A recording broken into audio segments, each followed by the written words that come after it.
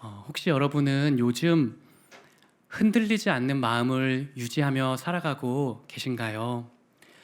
보건복지부 통계에 따르면은 지난 1년간의 정신 건강으로 인해 고통을 받았던 적이 있습니까? 라는 질문에 2022년도에는 약 64%의 사람이 그렇다라고 답을 했습니다. 많은 수치가 그렇다고 답을 했는데요. 2년 뒤인 2024년 작년 통계를 보면요, 더 수치가 올랐어요.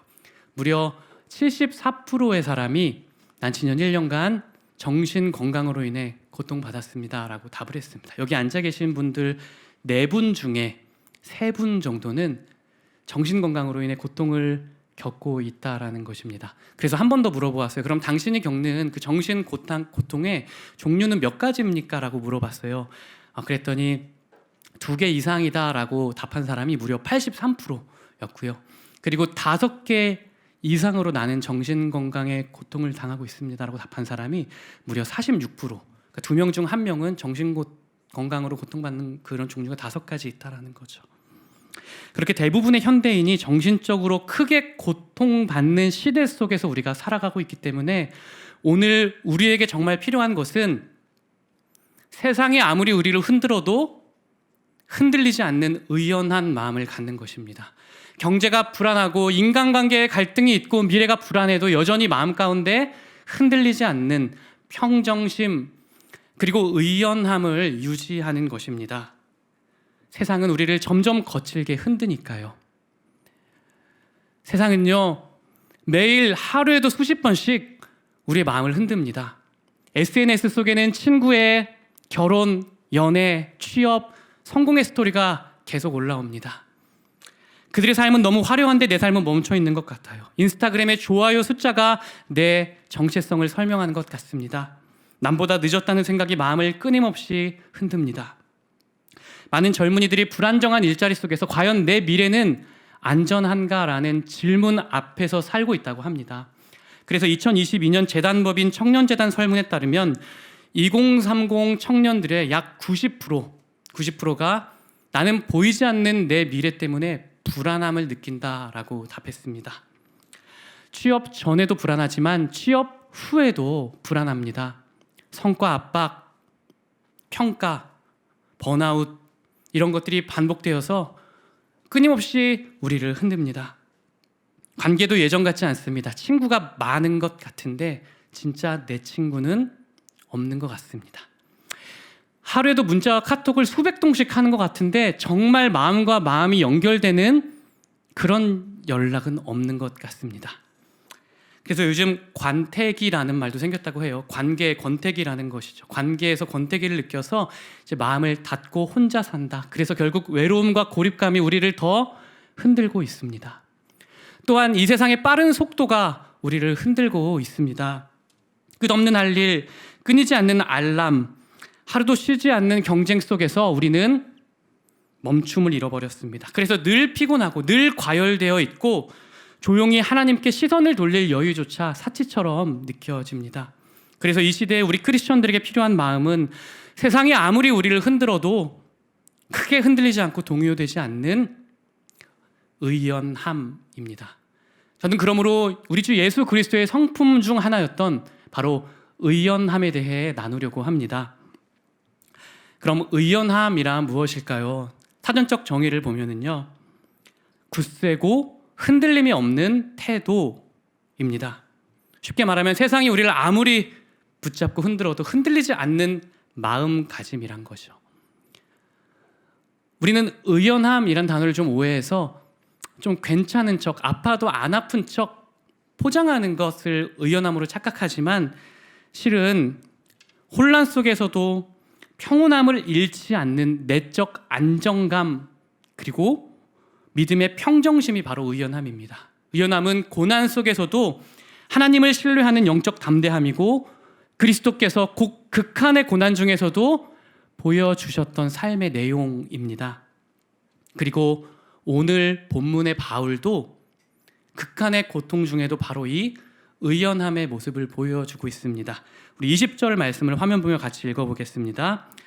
나의 간절한 기대와 소망을 따라 아무 일에든지 부끄러워하지 아니하고 지금도 전과 같이 온전히 담대하여 살든지 죽든지 내 몸에서 그리스도가 존귀하게 되게 하려 하나니, 살든지 죽든지 지금도 전과 같이 온전히 담대하다라고 고백하고 있습니다.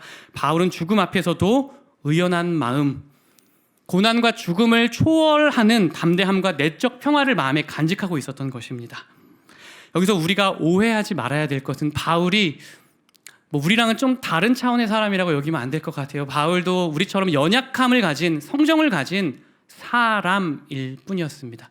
또 바울은 현실을 초월한 어떤 이상주의자 또는 낙관론자가 아니었습니다. 그는 누구보다 현실을 직시하고 잘 분석하는 지성인이었습니다.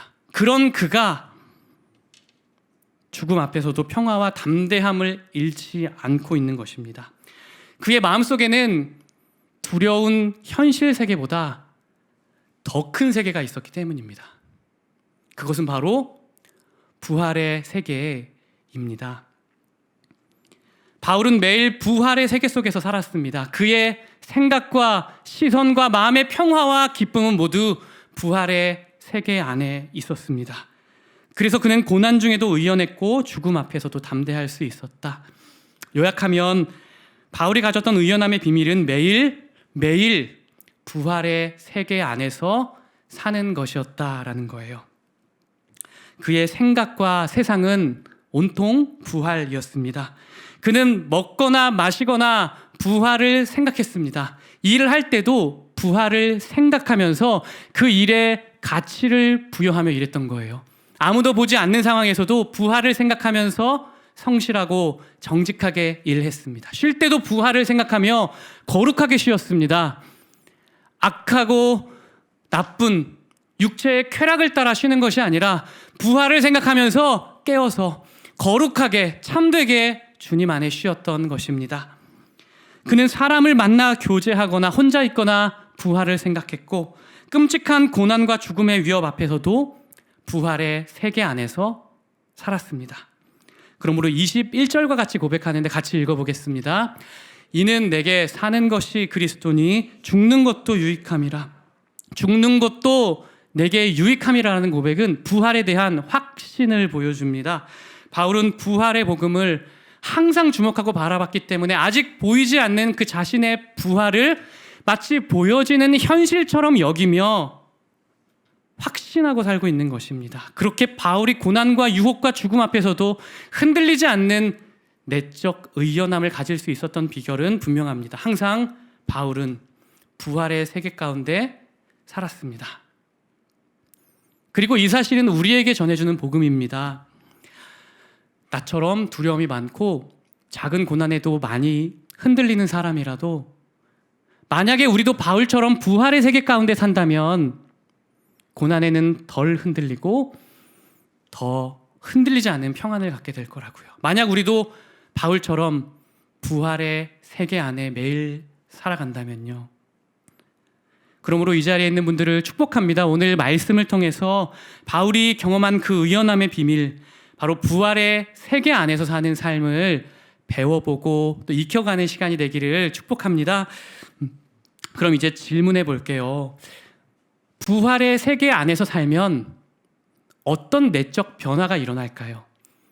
바울은 고난과 죽음 앞에서도 의연한 마음을 갖고 있는데 도대체 부활을 생각했을 때 어떤 변화가 일어났길래 그렇게 의연할 수 있었을까 하는 거예요. 첫째, 부활의 세계 안에서 살 때 일어나는 변화 같이 읽어보겠습니다. 보이는 현실보다 보이지 않는 영원을 소망하는 마음. 23절, 24절도 같이 한번 읽어보겠습니다. 내가 그 둘 사이에 끼었으니 차라리 세상을 떠나서 그리스도와 함께 있는 것이 훨씬 더 좋은 일이라 그렇게 하고 싶으나 내가 육신으로 있는 것이 너희를 위하여 유익하리라. 자신의 죽음에 대해 표현하죠. 차라리 나는 세상을 지금 떠나서 그리스도와 함께 있는 것이 더 좋은 일이라 확신하고 있습니다.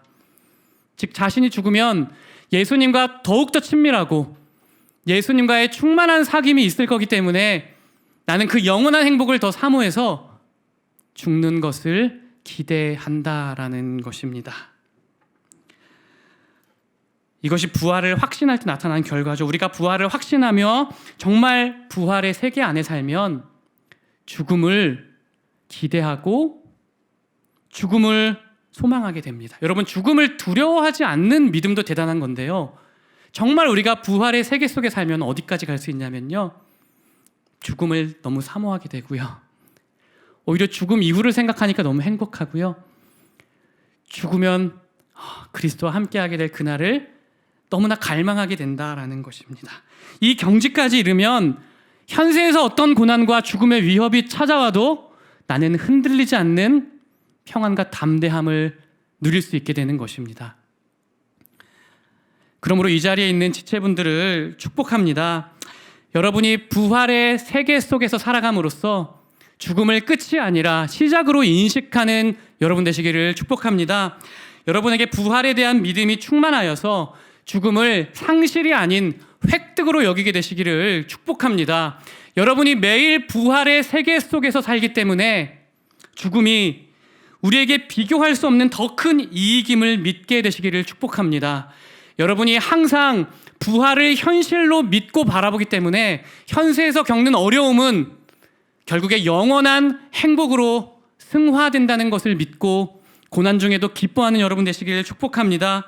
또한 죽음을 통해 우리가 죄에서 온전하게 해방되어 더 이상 죄를 짓지 않는 영화의 단계에 이르고 또한 항상 성령과 사랑으로 충만하게 될 것이기 때문에 바울처럼 죽음을 기대하고 죽음을 기다리고 죽음을 사모하는 여러분 되시기를 축복합니다. 그렇게 부활은 우리에게 선포합니다. 여러분의 미래는 너무나 아름답다고요. 여러분이 생각한 여러분의 최고의 미래보다 여러분의 미래는 훨씬 더 행복합니다. 여러분이 지금까지 경험했던 최고의 기쁨보다 부활했을 때 여러분이 누릴 그 기쁨은 더욱 기쁠 것입니다. 이것이 예수 그리스도의 부활이 우리에게 주는 영원한 소망입니다. 그러므로 다시 오늘부터 바울처럼 매일 부활의 세계 속에 사는 것을 연습하며 고난 중에도 덜 흔들리는 그리스도의 제자로 살아가시기를 축복합니다. 둘째로 부활의 세계 안에서 살 때 일어나는 변화를 함께 읽어봅시다. 좋은 목표가 아니라 최상의 목표를 위해 사는 삶. 20절, 21절 말씀 함께 같이 읽어보겠습니다. 나의 간절한 기대와 소망을 따라 아무 일에든지 부끄러워하지 아니하고 지금도 전과 같이 온전히 담대하여 살든지 죽든지 내 몸에서 그리스도가 존귀하게 되게 하려 하나니 이는 내게 사는 것이 그리스도니 죽는 것도 유익함이라. 여러분, 많은 분들이 좋은 목표를 세우고 살아가죠. 좋은 직장, 좋은 학교, 좋은 가정, 좋은 배우자와 좋은 환경. 그런데 이런 좋은 목표는 결국 모두 나의 행복으로 귀결됩니다. 그런데 바울은요, 부활의 세계 안에서 살았기 때문에 나의 행복이라는 좋은 목표가 아니라 그리스도의 영광이라는 최상의 목표를 위해 살았습니다.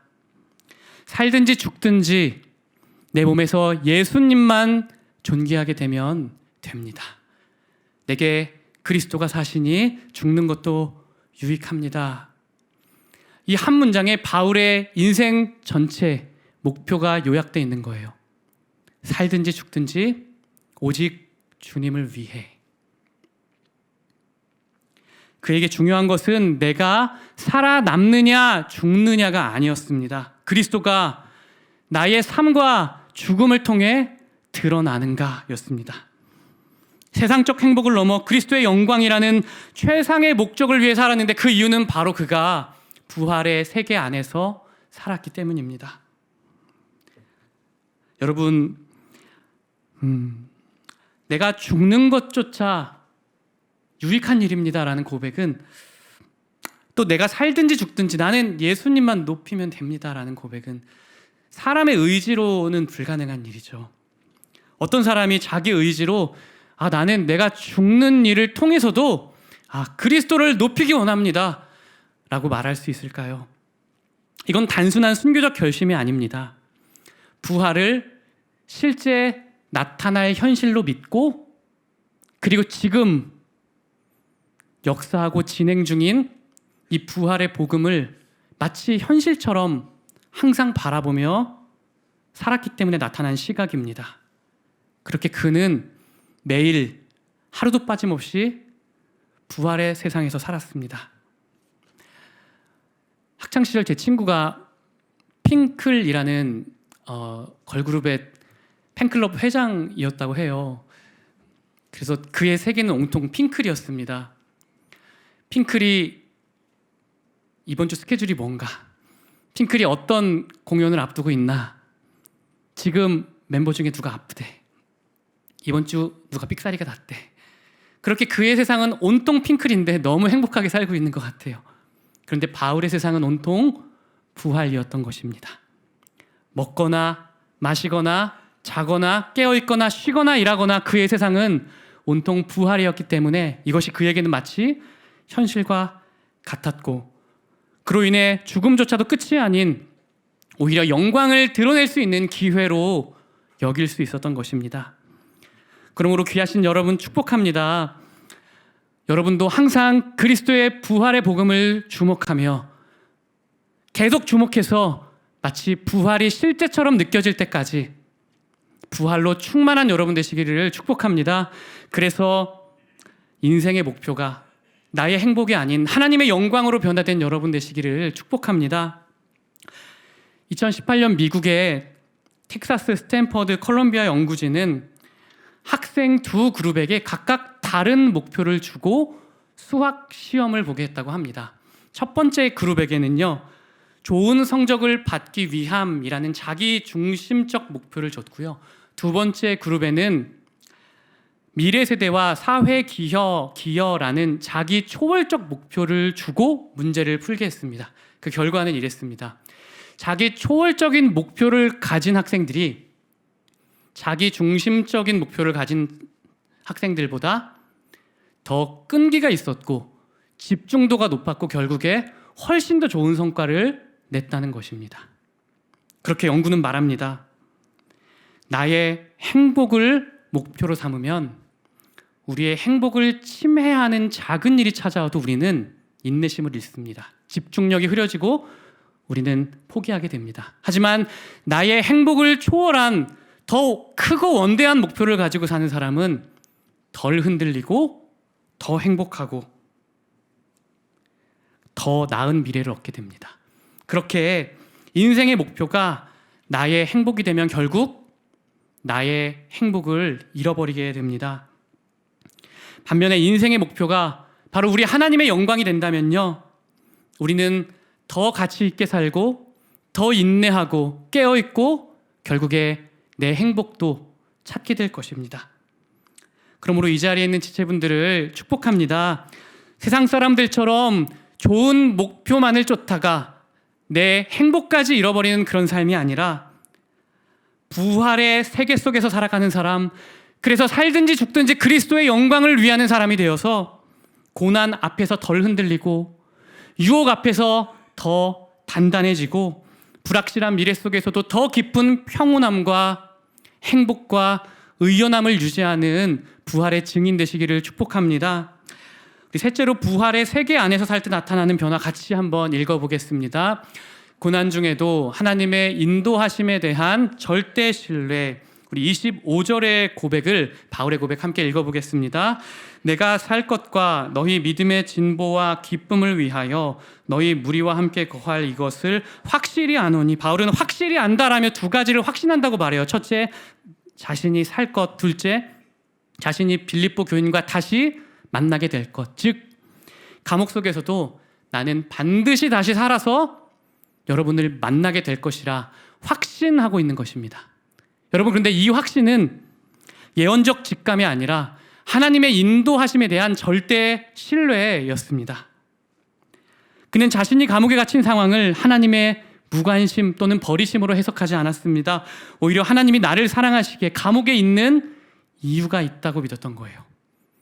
어떻게 이런 믿음을 가질 수 있었을까요? 그것은 바로 부활의 세계 속에서 나온 믿음입니다. 예수님의 부활은 하나님이 지금도 살아 역사하신다는 확실한 증거입니다. 죽음을 이기시고 부활하신 그 예수님은 지금도 우리 안에 살아 역사하시며 우리를 항상 선한 길로 인도하십니다. 그래서 부활을 믿는 사람은 이렇게 고백하죠. 하나님은 지금도 살아 역사하십니다. 그리고 내 삶에서도 항상 인도하십니다. 나는 여전히 주님의 손길 아래 있습니다. 그러므로 여러분 잊지 마시길 바랍니다. 여러분의 고난조차도 하나님의 사랑의 손길 안에 있습니다. 왜냐하면 예수님은 지금도 살아계시고 그분은 부활하신 우리 주 하나님이기 때문입니다. 배준호 선교사님은 미국에서 자란 한인 2세로 2012년 11월 복음을 전하다 북한에 체포가 되었습니다. 적대행위라는 혐의로 15년형을 선고받고 무려 735일, 즉 2년이 넘는 기간을 북한 교화소에서 살았다고 해요. 그곳은 인간의 한계를 시험하는 곳이었습니다. 오전 8시부터 저녁 6시까지 콩밭을 갈고 돌을 나르고 석탄을 파내는 혹독한 중노동이 이어져서 교화소에 들어가자마자 체중이 27kg가 빠지고 의식을 잃고 병원에 실려가기도 했습니다. 그는 초기에 매일 울부짖어 기도했다고 합니다. 하나님, 이곳에서 저를 건져주세요. 집으로 제발 보내주세요. 이 지옥 같은 곳을 빠져나가게 해주세요. 그의 기도는 절규였습니다. 그러던 어느 날 그의 어머니가 보내준 편지 한 통을 받고 마음이 바뀌었어요. 편지에 이렇게 적혀 있었다고 합니다. 아들아, 다니엘의 세 친구가 그리 아니하실지라도 믿음을 지킨 것처럼 너도 죽는 순간까지 믿음을 끝까지 지켜라. 이 편지를 읽고 그는 눈물을 멈출 수가 없었다고 합니다. 그리고 그날 죽음을 직면하며 부활을 소망한 이후 그의 기도가 이렇게 바뀌었다고 합니다. 하나님, 저를 구해주지 않아도 괜찮습니다. 이제는 그냥 저를 사용해 주시기를 구합니다. 이곳에서도 주님의 뜻을 저를 통해 이루어 주옵소서라고요. 그의 시선이 완전히 바뀐 거예요. 죄수 103번으로 자신을 바라본 게 아니라 빛으로 파송받은 선교사로 자신을 바라보기 시작했습니다. 그의 얼굴은 자유인보다 더 평안하고 기쁨이 가득했습니다. 감옥에서도 매일 하나님의 말씀을 읽고요. 자기 전에 항상 감사 기도를 드렸다고 합니다. 그렇게 감옥에서 그를 통해 복음이 증거되었습니다. 2014년 결국 자유의 몸이 되었지만 그는 이렇게 고백했습니다. 가장 놀라운 건 자유가 아니었습니다. 하나님이 내가 갇혀있던 곳에서도 나를 인도하고 계셨다는 사실입니다.